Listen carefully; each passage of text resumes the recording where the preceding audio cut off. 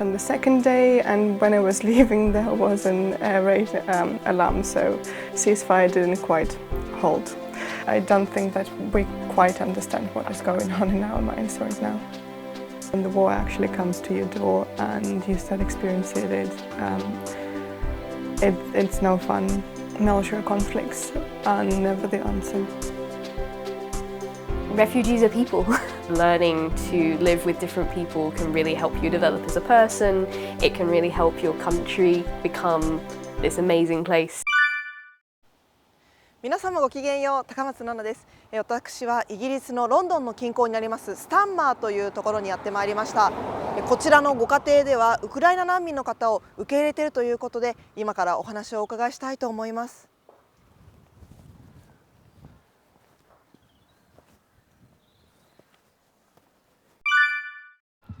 ホストのニキさんにですね、撮影許可をいただいたのでお部屋の中を見させていただきたいと思います。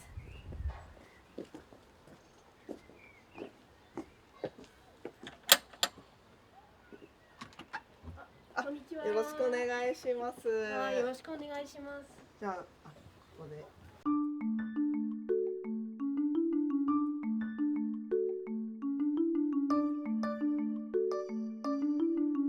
これは夜はベッド。はい。ゲストのヤナさんの部屋です。あ、ヤナさんの部屋なんですね。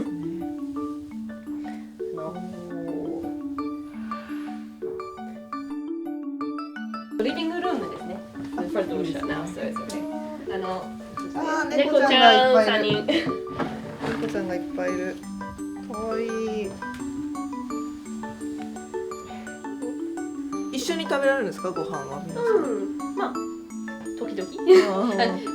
いつもじゃなくて、普通はそしてボードゲーム。ボードゲームここでやるんですか。そうですね。前の部屋、私たちの部屋はボードゲームはいっぱいあるんですよ。ヤナさんどうですか、このお家来てみて。It's really nice because we share a lot of the same interests. Like some of the books that are on there I like, so obviously the board games, some of the video games. It's really nice. Thank you very much. You're welcome. どういたしまして。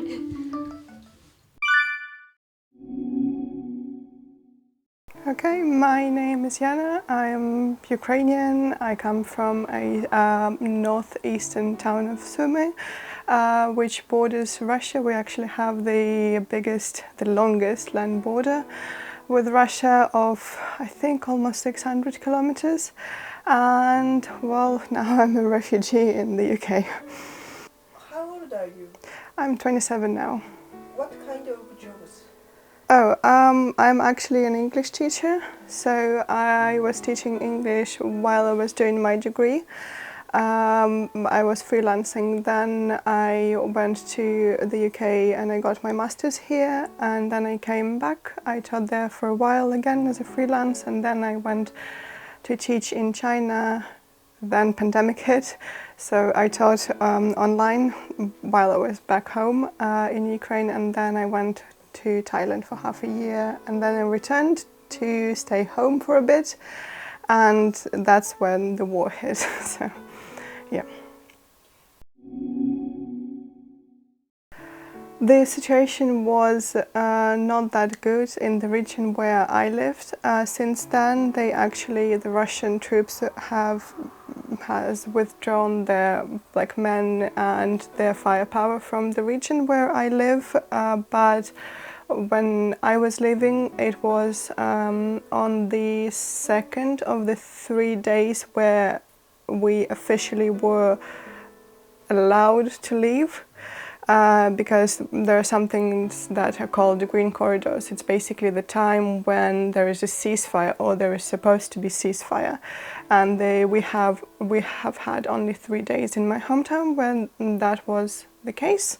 I left on the second day, and when I was leaving, there was an air raid alarm, so ceasefire didn't quite hold.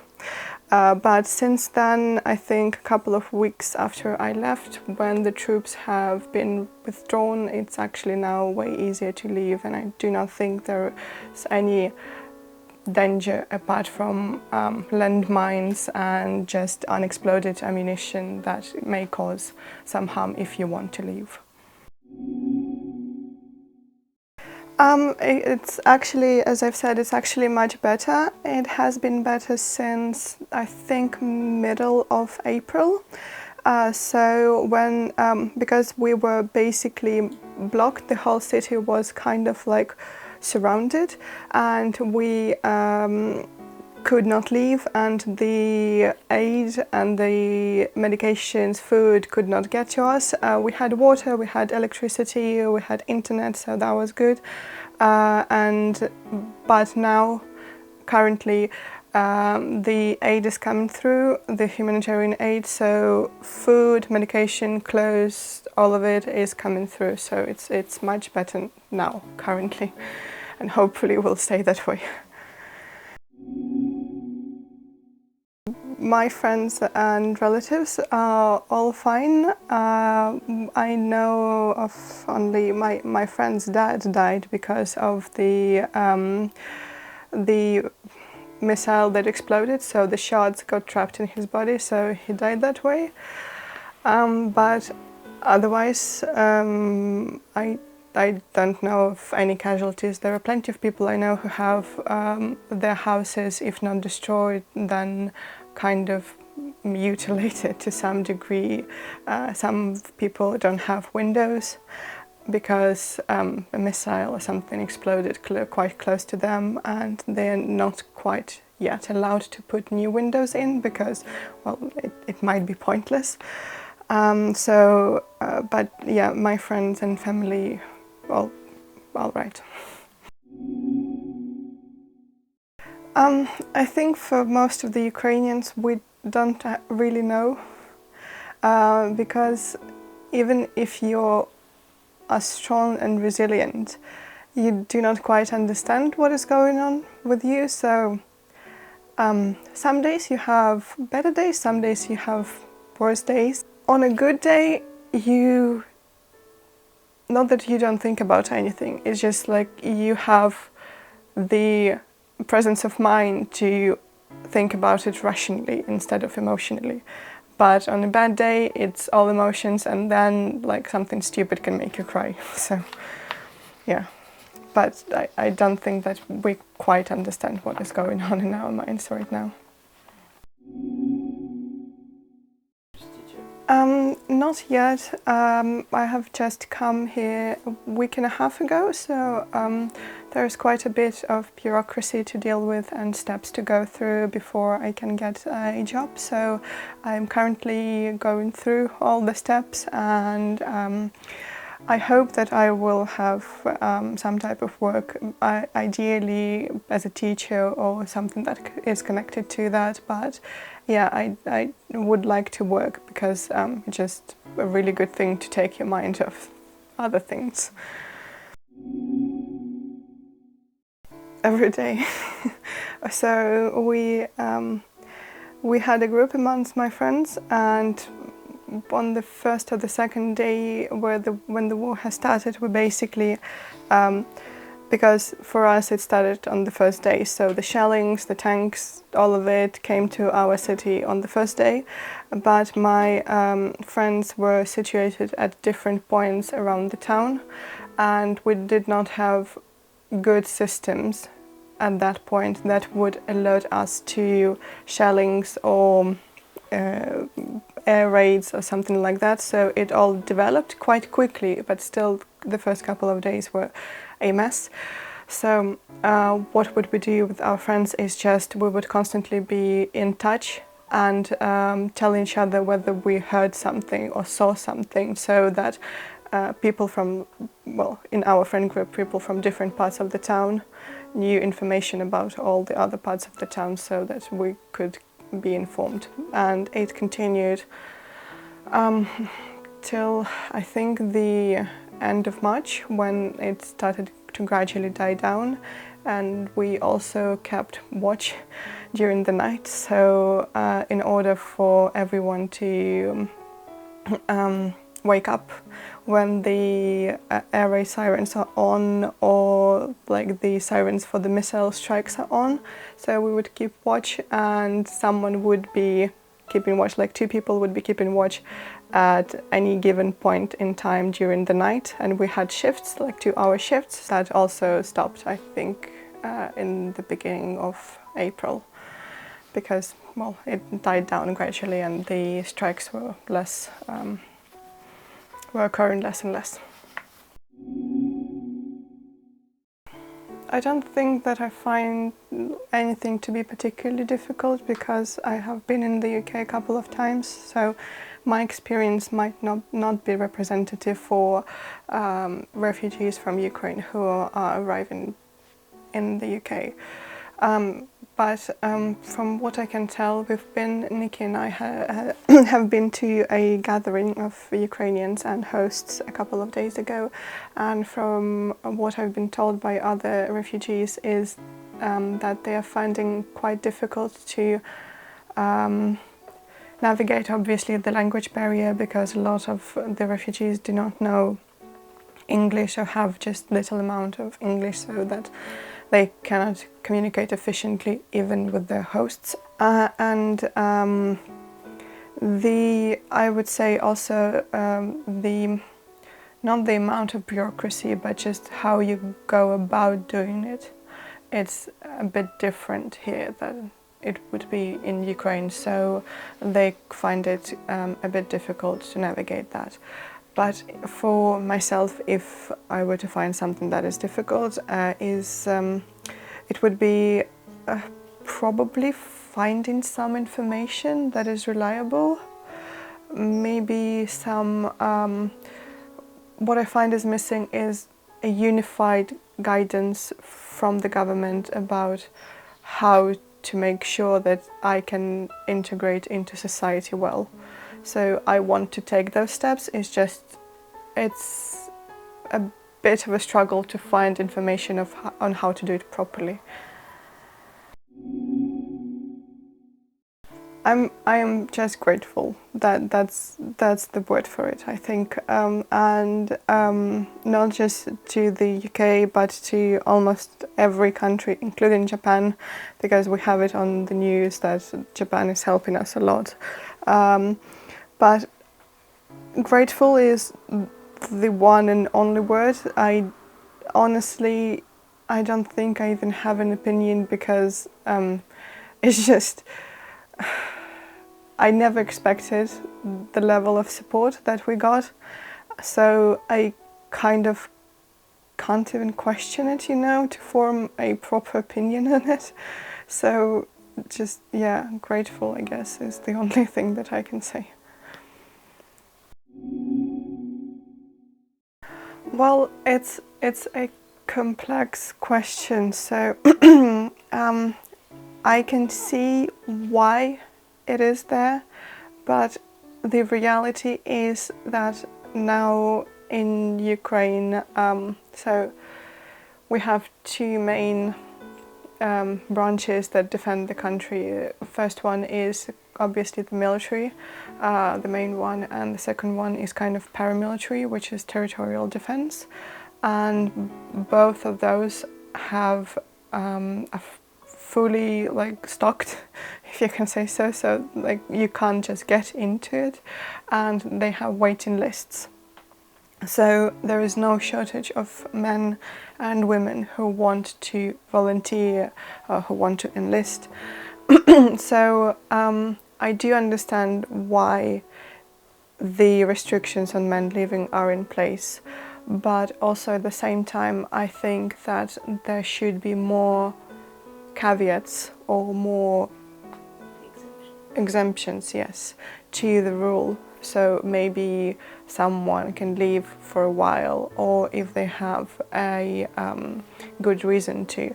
There are some good reasons now, that there are some good exemptions now that are set in place. So if you're taking care of, I think 2 or more underage children, 3 or more, I'm not sure on that. If you're taking care of a child with special needs and some other stuff, even in adults with special needs, those are already in place, but I think that other caveats and exemptions can be added. I think so, yes. I'm honestly not quite sure because I have no idea what's going on in my life now, but if I get a job here that I quite like, then maybe I will stay, but yeah, probably, yeah. I don't think I have enough knowledge about Japan to talk about it competently, and I think most of the countries that are accepting refugees now have a long tradition of accepting refugees or people fleeing from other countries, such as the UK or, well, the United States are coming to it, but also Germany is accepting quite a large portion, and they also, like, well, not really known for accepting refugees, but it has been their policy lately. And I do understand how it might be difficult for Japan to accept new people with a different way of life, because I don't know if it still holds, but Japan has been known to be like a more insular country. So I do understand how it might be difficult, and I think maybe it's not just a question for the government, but also for the people, whether people are ready to do that or not. I guess the first thing I would like to say is a thank you to Japanese people and Japanese government, because you have been our biggest supporters in the Far East and in Asia, and we constantly get news about how Japanese government and people support us. And also, I think I can not do any better than repeat tried and true words of giving peace a chance, because even though it might be fun to watch it in the movies or read about it in the books, when the war actually comes to your door and you start experiencing it, it's no fun. Threat is still very much there, and both physical and emotional scarring will persist, and the message that kind of it boils all down to is just, yes, the military conflicts are never the answer.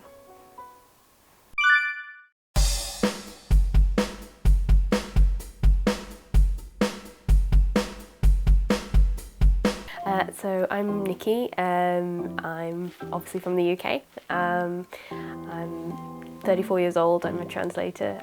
Married. My husband is 38, and I'm a translator of French and Japanese. And my husband's a cybersecurity consultant. 日本語もじゃあお話できるんですあ、はい。上手ですね。それに。何年ぐらいに日本にはどのくらいいらっしゃる？もう、働く時はそう1年間だったんですよ。そして学生の時は6ヶ月。そしてその前は観光として行ったこともあります。Because we really wanted to help, you know, you can give money and that's helpful, it's good. You can give things, but you know, things are difficult to transport. It's better that they come from somewhere close. And you know, seeing that all the other countries nearby were helping and being unable to do the same thing, it was very frustrating. You know, and obviously the UK has a history of doing this in the past. And it was just frustrating that we couldn't do the same, and a lot of people, particularly in London, a lot of people wouldn't be here if their families hadn't been able to come in the past. My family probably wouldn't be. They came in the early 1900s. They were Jewish on my dad's side, and obviously they actually came from, we think, from Russia and from Poland, when of course Jewish people were being persecuted, and they came here And if they hadn't been able to come, obviously I wouldn't exist, my dad wouldn't exist. So yeah, you know, it's kind of just wanting to pay it forward is, I think, the phrase. You know, like, do what you would hope someone else would do for you if you were in the same situation, and of course what was done for your family in the past.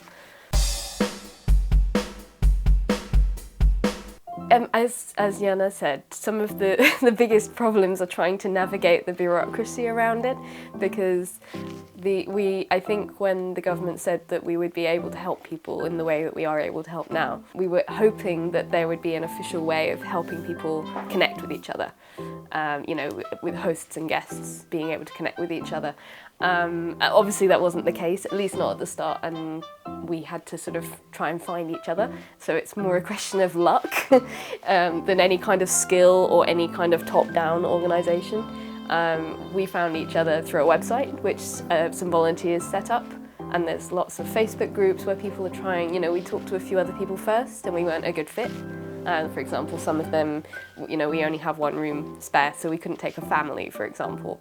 You had to sort through all that sort of stuff yourself, and obviously you didn't like disappointing people by saying, who were obviously in a difficult situation, by saying, we're really sorry, but we're not the right people for you because we just don't have the space, or we can't accommodate your dog, or, you know, something like that. So we tried to help by showing them other people who might be a better fit, and we were hoping that would be taken care of more by the authorities, but they didn't, unfortunately.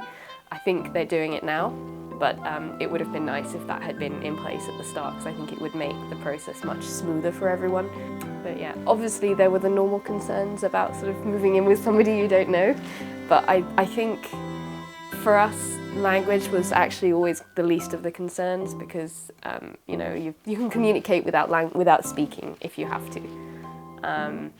So I think it was more just like, are we going to get along? Are we going to, you know, are we going to horribly offend each other in some way? Like, if you know, you want it to be helpful by making sure you give it the best possible chance of working, by making sure that you're compatible in some way, like you have something in common, whether it's language or a shared interest or the same stage of life. Maybe you both have children, or maybe you're both retired, or you have a shared hobby like board games. That was actually what really made us think that we would get along well together. Jana really likes board games, we really like board games, and I know it sounds like a silly thing, but just having something is, you know, it gives you some confidence that hopefully it will work out.